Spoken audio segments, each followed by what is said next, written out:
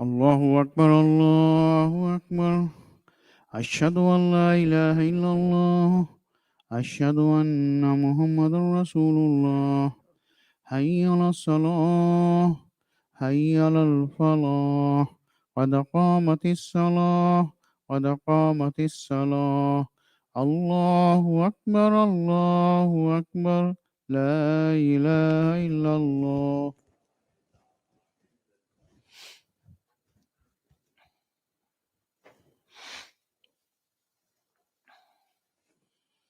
الله أكبر.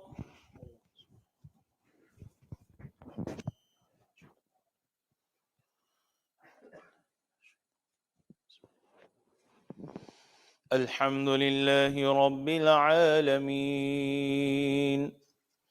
الرحمن الرحيم مالك يوم الدين إياك نعبد وإياك نستعين اهدنا الصراط المستقيم صراط الذين أنعمت عليهم غير المغضوب عليهم ولا الضالين.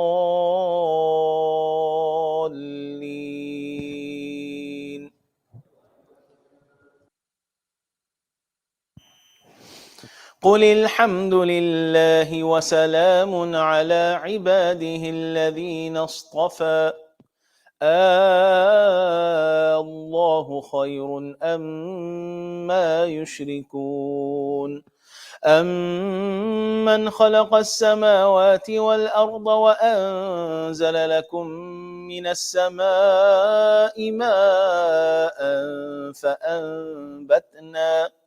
فأنبتنا به حدائق ذات بهجة ما كان لكم أن تنبتوا شجرها أإله مع الله بل هم قوم يعدلون أمن جعل الأرض قرارا وجعل خلالها أنهارا وجعل لها رواسي وجعل بين البحرين حاجزا أإله مع الله بل أكثرهم لا يعلمون أمن يجيب المضطر إذا دعاه ويكشف السوء ويجعلكم خلفاء الأرض أإله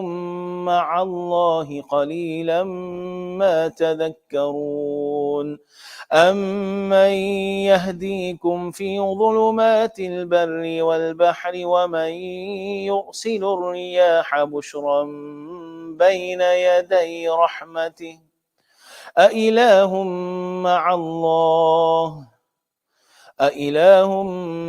الله تعالى الله عما يشركون أمن يبدأ الخلق ثم يعيده ومن يرزقكم من السماء والأرض أإله مع الله قل هاتوا برهانكم إن كنتم صادقين قل لا يعلم من في السماوات والأرض الغيب إلا الله وما يشعرون أيان يبعثون بل ادارك علمهم في الآخرة بل هم في شك منها عمون وقال الذين كفروا أئذا متنا وكنا ترابا وآباؤنا أئنا لمخرجون لقد وعدنا هذا نحن وآباؤنا من قبل إن هذا إلا أساطير الأولين قل سيروا في الأرض فانظروا كيف كان عاقبة المجرمين ولا تحزن عليهم ولا تكن في ضيق مما يمكرون ويقولون متى هذا الوعد إن كنتم صادقين قل عسى أن يكون ردف لكم بعض الذي تستعجلون وإن ربك لذو فضل على الناس ولكن أكثرهم لا يشكرون وإن ربك ليعلم ما تكن صدورهم وما يعلنون وما من غائبة في السماء والأرض إلا في كتاب مبين.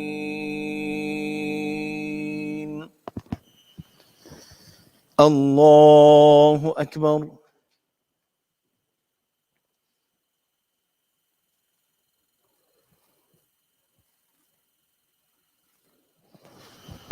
سمع الله لمن حمده.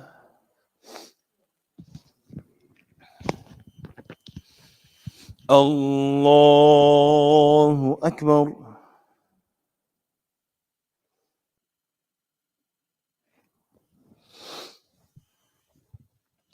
الله أكبر. الله أكبر.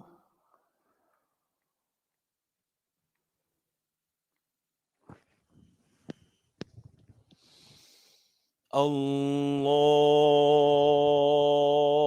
أكبر.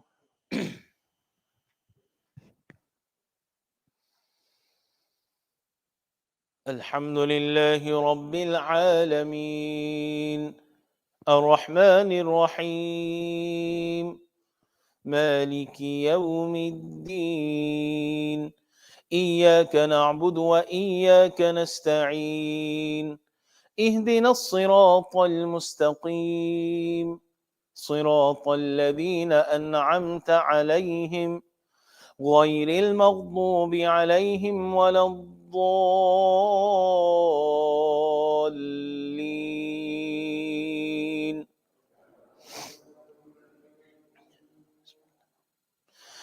إن هذا القرآن يقص على بني إسرائيل أكثر الذي هم فيه يختلفون وإنه لهدى ورحمة للمؤمنين وإن ربك يقضي بينهم بحكمه وهو العزيز العليم فتوكل على الله إنك على الحق المبين ولا تسمع الموت إنك لعلى الحق المبين فتوكل على الله إنك على الحق المبين فإنك لا تسمع الموتى ولا تسمع الصم الدعاء إذا ولوا مدبرين وما أنت بهاد العمي عن ضلالتهم إن تسمع إلا من يؤمن بآياتنا فهم مسلمون وإذا وقع القول عليهم أخرجنا لهم دابة من الأرض تكلمهم أن الناس كانوا بآياتنا لا يوقنون.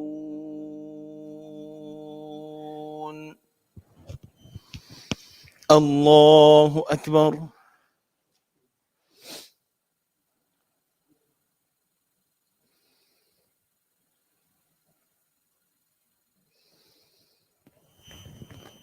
سمع الله لمن حمده. الله أكبر.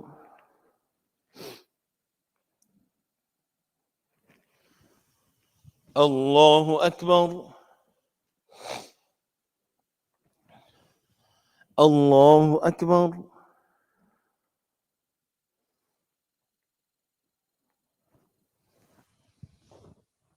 الله أكبر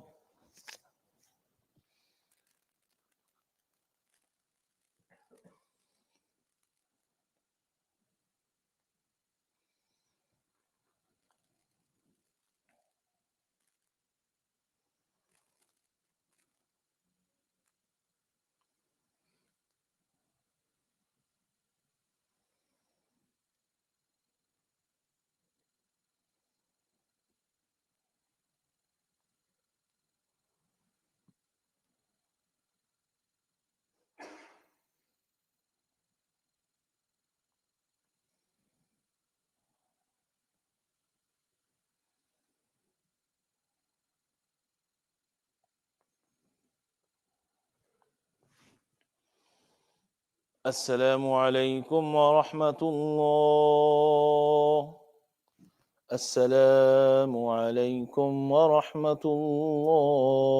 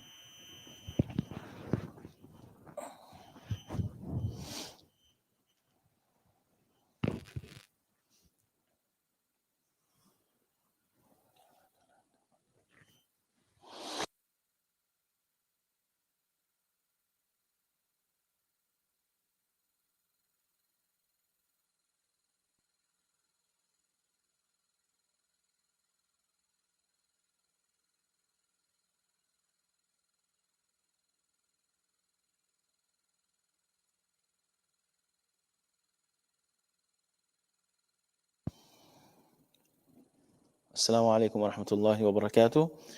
Today's October the 16th. So as a result of that, Fajr, as you have probably found out, if you didn't know, is at 6:45. Salat al-Asr will be at 5:15 and Salat al-Isha will be at 8:45 inshallah. And after the rest of the adhkar, I will take 10 minutes to speak about some reflections on Hijrah, mainly about the importance of intention.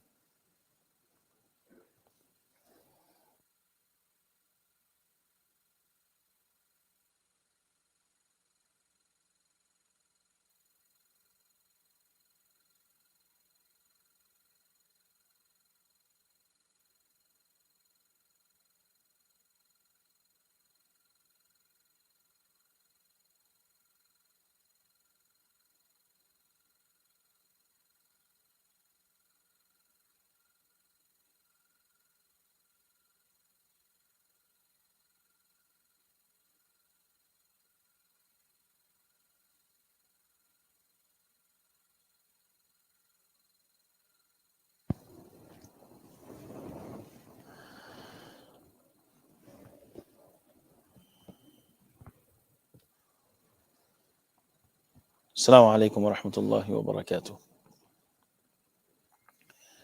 بسم الله الرحمن الرحيم نحمد ونصلي على رسوله الكريم أما بعد رب اشرح لي صدري ويسر لي أمري واحلل عقدة من لساني يفقهوا قولي. I'm going to start off by quoting a hadith of the Prophet sallallahu alaihi wasallam, and this comes compliments of Umar ibn al-Khattab radiyallahu anhu. Umar ibn al-Khattab radiyallahu anhu says that he heard the Prophet sallallahu alaihi wasallam say, إِنَّمَا الْأَعْمَالُ بِالنِّيَّاتِ. I'm going to translate this two ways. First, actions are driven by the intentions. Okay? Actions are driven by the intention. The motivation behind any act that is done is the intention behind it. Okay? This is an understanding of the hadith that gives it a much more natural look, a natural outlook. That you came here this morning because you intended to come here when you went to sleep last night. You put your alarm on, like it was in your schedule to come here for Fajr. You didn't just wake up and show up here, like I mentioned last time, right? Once upon a time in our lives, when we fell asleep on the couch, we woke up in our bed. That was a time in our lives when our parents were able to pick us up. And there came one day in our life, and then that's how it remained, where if you fell asleep, that's exactly where you woke up. For many of us dads, if you pass out on the couch, you wake up on the couch. Your children or your wife definitely does not pick you up and put you in bed. So you did not wake up here, you intended to be here. And that intention of you wanting to be here, it drove you to be here. إِنَّمَا الْأَعْمَالُ بِالنِّيَّاتِ. Another understanding of the hadith has to do, when we dig a little deeper, that the foundation, the the outcome and result of the action is based on the type of intention that you have. So you can do something that looks good in nature, that may be understood as good in nature. But when you peel away the skin of that fruit, or when you take a bite into that fruit, it may be very bitter. Why? Because of the intention behind something. We intend to help someone. Okay, we have helped someone. We supported someone. We were nice to someone. These are all really good things. But the intention behind that was to get in their good books, or we did that so someone can see that, oh, I'm such a good person. Look at how good my akhlaq are, etc., etc. So the Prophet ﷺ has said that the result of our actions is based on our intentions. And the example that he gave, which is the reason I'm talking about it, we've heard this hundreds of times. Pretty much all major books that have compilation of collections of hadith, they start off with this hadith, إِنَّمَا الْأَعْمَالُ بِالنِّيَّاتِ. The reason I choose to remind myself about this, and all of us, is right now, the month of Rabi'ul Awwal, is when the Prophet ﷺ in the beginning was going through his hijrah journey. And it ended in the month, in the beginning of this month, with the Prophet ﷺ arriving in Quba. And we are talking about that on a nightly basis on the weeknights. And I wanted to take this opportunity to remind myself and everyone here the example that the Prophet ﷺ gave of how an intention can ruin an act is the example of hijrah. When you think about the time and place of, when you think about, if you go back 1443 years ago, or shortly thereafter, after the hijrah, by far the biggest sacrifice that was demanded of the believers at that time was to what? Get up and leave. This is why the Muhajirin, they have a rank over the Ansar. But the Muhajirin, Muhajir was a title. It was a rank. It didn't mean that, oh, you just did something. No.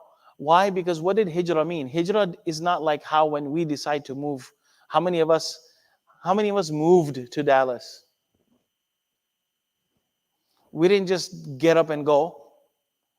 We sold whatever we had, or we moved whatever we had. We sold our homes. We bought a home. Hopefully most people, they don't move without looking for a job.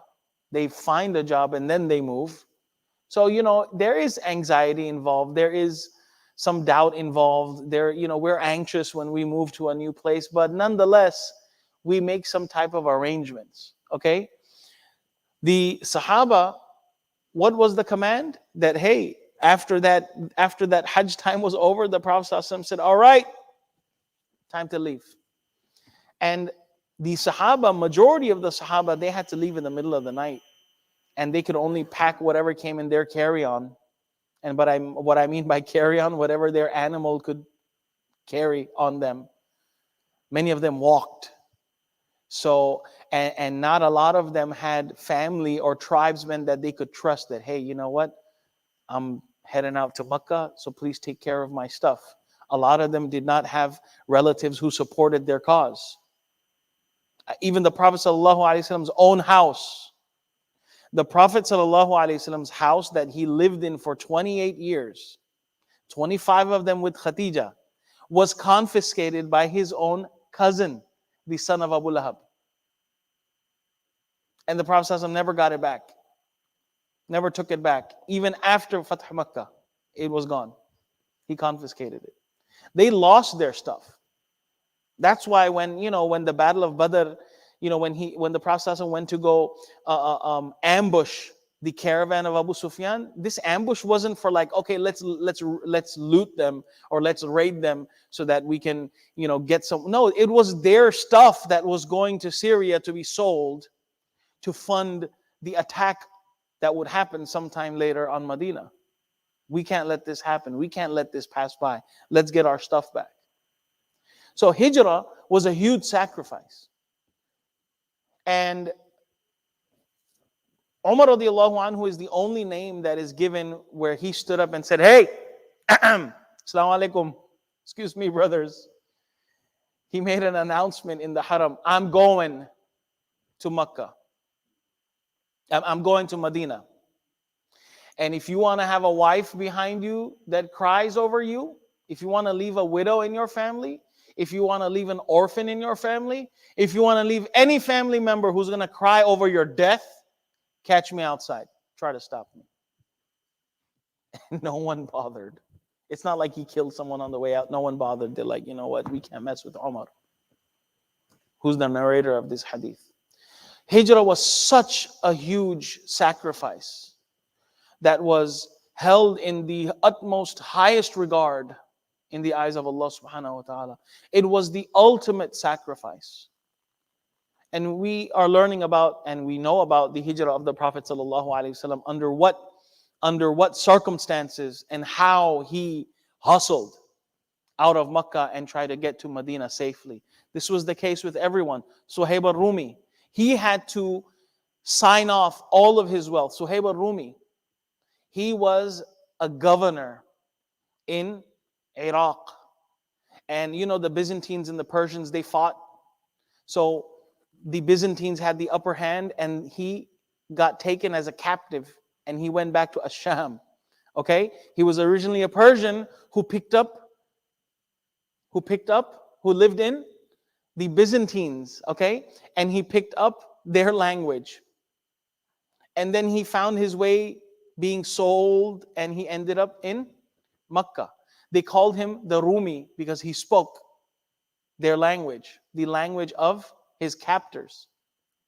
But eventually he was freed. He gained freedom.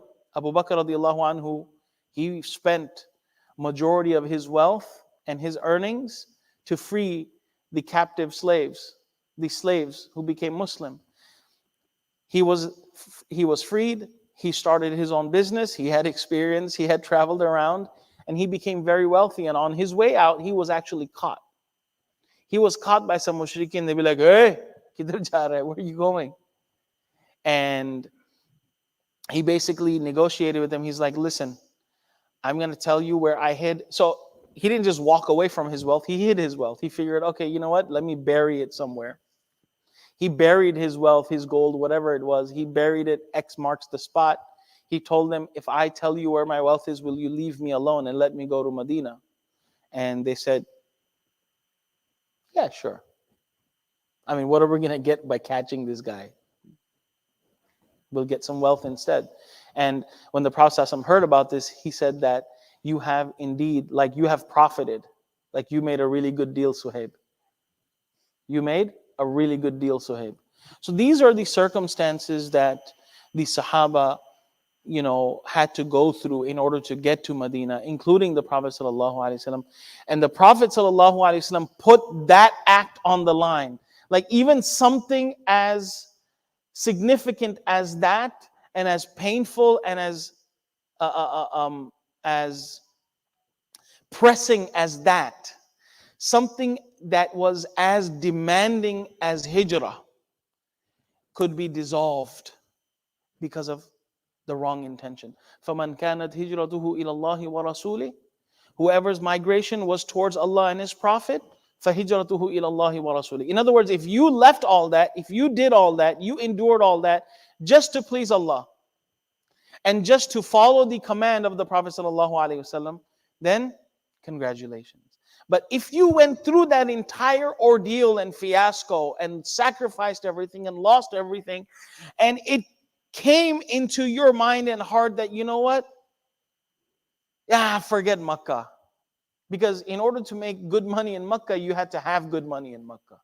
Business, trade. It's not like people were growing anything.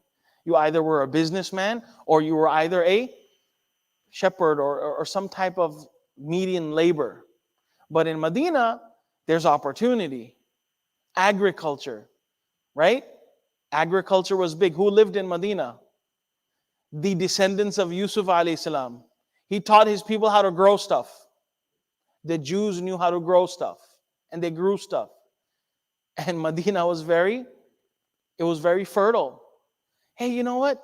Medina might be a better job opportunity for me. Let me get out of here and go to Medina. Hey, out of all the places, Medina was chosen. Okay, let's go and roll the dice over there. Or you know what? I'm Muslim now. I can't get married to any mushrika. There'll be more sisters, right? There'll be more community. There'll be a sister over there I can find and finally start a life and get married, because I can't get married in my tribe because I'm the Muslim. Let me take my chances in Medina. So the Prophet ﷺ said, فَمَنْ كَانَتْ هِجْرَتُهُ إِلَى اللَّهِ وَرَسُولِهِ فَهِجْرَتُهُ إِلَى اللَّهِ وَرَسُولِهِ وَمَنْ كَانَتْ هِجْرَتُهُ إِلَى دُنْيَا يُصِيبُهَا أَوْ امْرَأَةٍ يَنْكِحُهَا فَهِجْرَتُهُ إِلَى مَا هَاجَرَ إِلَيْهِ. If that was your intention, then guess what? You'll get married. You'll become a dad. You'll start a family. You'll become Mr. Sahib businessman. But then you're not going to get anything else out of it. Hijrah. Such a big act could be tainted by. So imagine in our lives the many things that we do. And an intention can ruin something even before you do it. And it could ruin something even after you've done it. So anything that we have done in life, whether it's cheer someone up, help someone going through hardship, a relative. How many times have we experienced, perhaps, I don't know, or heard of that, a relative helped another relative out and then they hold it against them for the rest of their lives? Or anything for that matter. Hey, remember the time? Remember the time? The only one who has the right to remind us of their favor upon us is Allah subhanahu wa ta'ala. Hey, فَبِأَيِّ آلَاءِ رَبِّكُمَا تُكَذِّبَانِ فَبِأَيِّ آلَاءِ رَبِّكُمَا تُكَذِّبَانِ فَبِأَيِّ آلَاءِ رَبِّكُمَا تُكَذِّبَانِ. How many times? 27, 28? Huh? 31 times. 31 times. Imagine I was having a conversation with you and in between every other sentence, I'm reminding you, hey, yeah, that's who I am. Only Allah can do that. We can't even do that with our kids. Oh, I educated you. I fed you. I gave you a home. What do you think you were going to do? What did you think you were going to do as a parent? Like, let someone else raise them? Tumne bachcha kiya. Like, you're the one who had the kid. Of course you got to take care of the kid. You can't hold that against a son or a child that, oh, I did this. It was your responsibility because you brought them into this world. So, making sure our intention in whatever we do, whether it's interacting with our family, whether it's dealing with other people, whether it's getting on a higher level, whether it's service to the community, service to the masjid, we must remind ourselves that the intention matters, and that we should only do whatever we do for the sake of Allah subhanahu wa ta'ala. And it's not about how much we do or how far our reach is.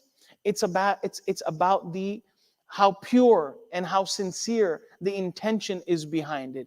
If the intention is pure and sincere, a little bit will go a long way. You don't have to do hijrah.